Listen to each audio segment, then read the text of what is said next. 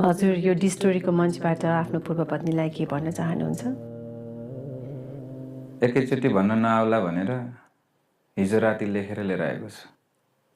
पढेर सुन। प्लिज सुनाउनुहोस् न।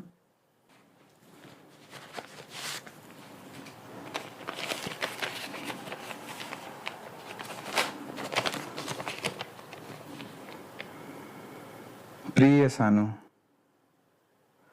मेरो यो पापी अनुहार हेर्न त के, मेरो नाम सुन्न पनि तिमीलाई घृणा लाग्छ होला। मलाई थाहा छैन यो कार्यक्रम तिमीले कहिले हेर्छौ या हेर्दिनौ। यदि हेऱ्यौ भने आज यो मञ्चबाट म तिमीसँग माफी माग्छु।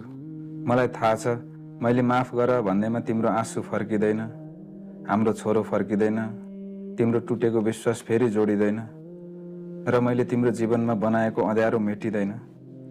तर पनि म हात जोडेर माफी माग्न चाहन्छु। मलाई माफ गर।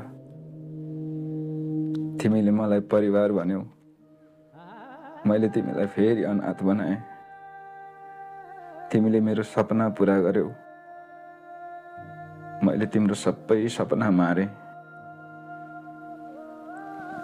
तिमीले मलाई कहिल्यै धोका दिनौ, तर मैले तिमीलाई धोका मात्रै दिएँ। आज म स्वीकार गर्छु,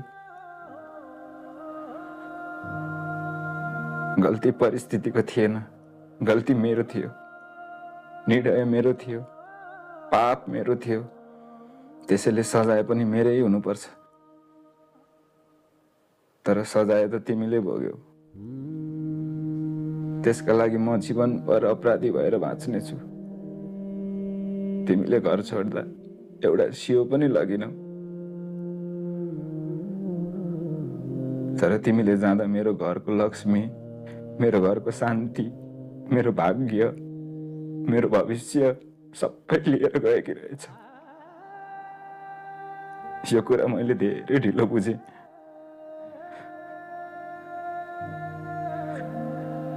यदि तिम्रो मनमा मेरो लागि घृणा छ भने त्यो घृणाको पनि पूर्ण हकदार छु। यदि तिमीले मलाई कहिल्यै माफ गर्न सक्दैनौ भने त्यो पनि स्वीकार्य छ। माफी पाउनका लागि होइन सानो, आफ्नो अपराध स्वीकार गर्नका लागि म आज तिम्रो अगाडि टाउको झुकाउँदैछु।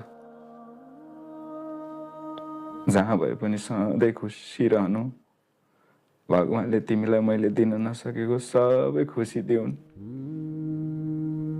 र यदि कुनै दिन तिमीले मनमा नै माफ गरे भन्न सक्यौ भने त्यो मेरो जीवनको सबैभन्दा ठुलो वरदान हुनेछ।